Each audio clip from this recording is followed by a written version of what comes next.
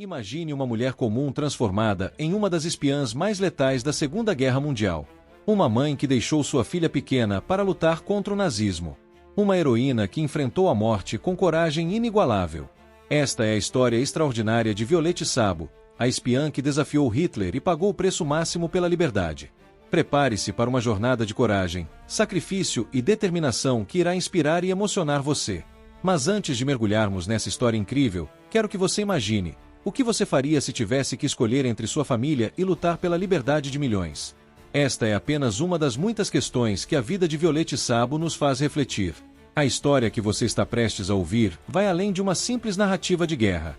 É um testemunho do poder da determinação humana, da força do amor e do sacrifício supremo pela liberdade. Violette não era apenas uma espiã. Ela era uma mulher com sonhos, medos e uma filha pequena esperando por ela em casa. Sua jornada nos leva a questionar nossos próprios limites e o que estaríamos dispostos a arriscar pelo bem maior. Ao longo deste vídeo, você vai descobrir como uma jovem comum se tornou uma das mais temidas agentes secretas da história, desafiando as expectativas de sua época e deixando um legado que ainda hoje nos inspira.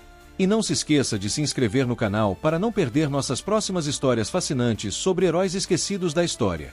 Violette Reine Elisabeth Szabo nasceu em 26 de junho de 1921, em Paris, filha de pai inglês e mãe francesa.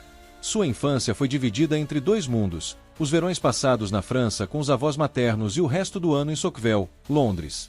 Essa dualidade cultural moldou Violette, dotando-a de uma versatilidade linguística e cultural que mais tarde se provaria inestimável.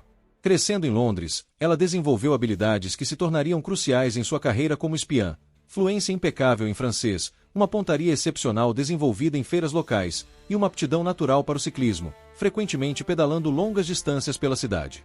Aos 19 anos, durante um baile no dia do armistício em 1940, Violette conheceu e se apaixonou por Etienne Szabo, um charmoso oficial francês da Legião Estrangeira. O romance foi intenso e rápido, com o casal se casando apenas 6 semanas após o primeiro encontro. No entanto, a felicidade foi breve. Etienne foi convocado para lutar na África do Norte, deixando Violette grávida. Em 8 de junho de 1942, ela deu à luz a filha Tânia.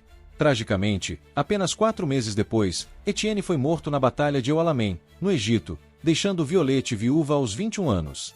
A perda devastadora de Etienne poderia ter quebrado o espírito de Violette, mas em vez disso, acendeu nela uma determinação feroz.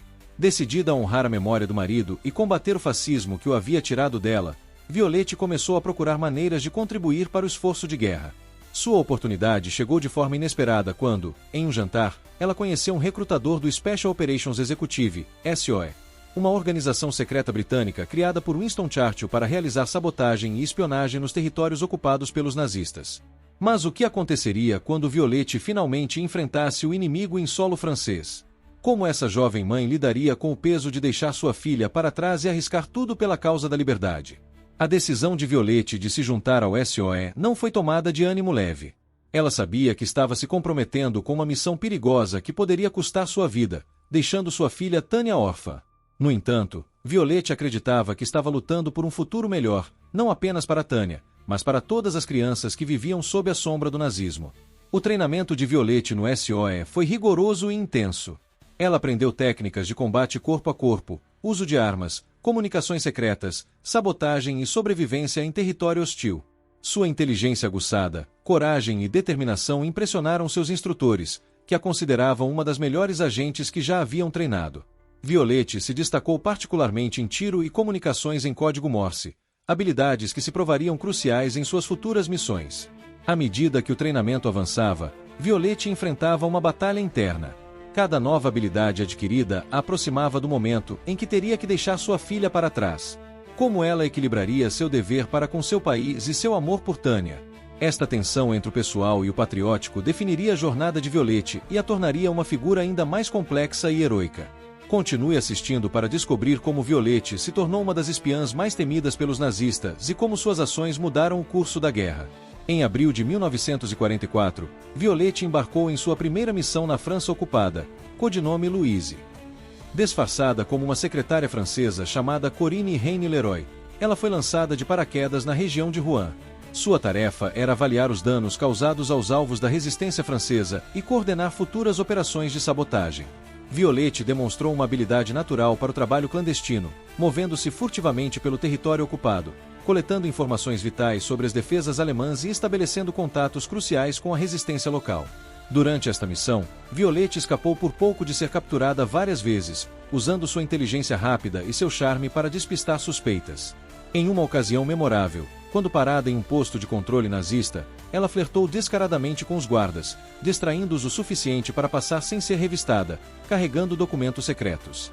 Seu desempenho foi tão excepcional que ela foi imediatamente designada para uma segunda missão, apenas 2 dias após o dia D. Foi nessa segunda missão, codinome Salesperson II, que Violette enfrentou seu maior desafio. Lançada de paraquedas na França em 7 de junho de 1944, ela trabalhou incansavelmente para coordenar ataques da resistência contra as linhas de comunicação e suprimentos alemães. No entanto, em 10 de junho, seu grupo foi emboscado por tropas alemãs perto de Salon-Latour, na região de Limoges. Em um ato de bravura extraordinária, Violette cobriu a retirada de seus companheiros, enfrentando sozinha uma unidade de soldados alemães com sua metralhadora Sten.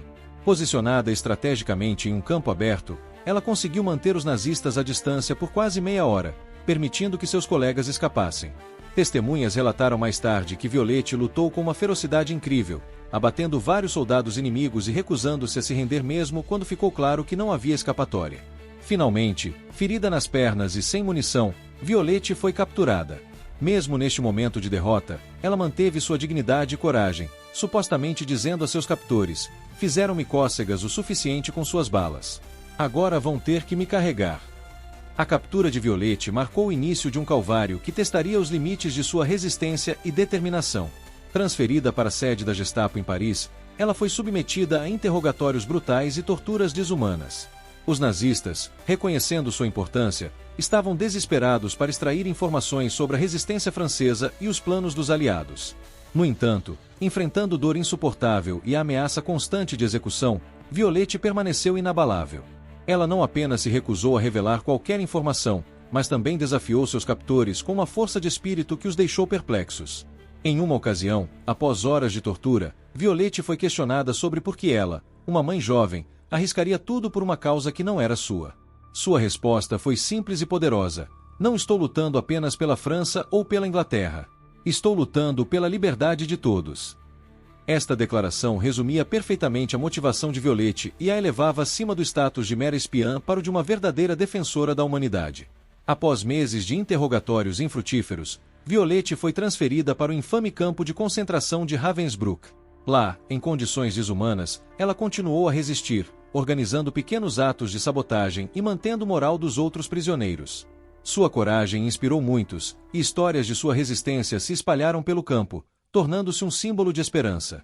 No entanto, o destino de Violette ainda reservava uma reviravolta chocante. Em 5 de fevereiro de 1945, apenas 3 meses antes do fim da guerra na Europa, Violette Sabo foi executada junto com outras 2 agentes do SOE. Ela enfrentou seu fim com a mesma coragem que havia demonstrado ao longo de toda a sua missão. Testemunhas relataram que ela caminhou com a cabeça erguida para o local da execução, recusando-se a ser vendada. Suas últimas palavras, dirigidas às suas companheiras, foram de encorajamento: "Mantenham a cabeça erguida, meninas. Vou mostrar a esses bastardos como uma garota inglesa pode morrer." Violette Sabo tinha apenas 23 anos quando foi executada. Sua vida, embora curta, foi marcada por uma coragem e dedicação extraordinárias que continuam a inspirar pessoas ao redor do mundo até hoje. A história de Violette Sabo é um testamento ao poder do sacrifício, da coragem e da determinação humana.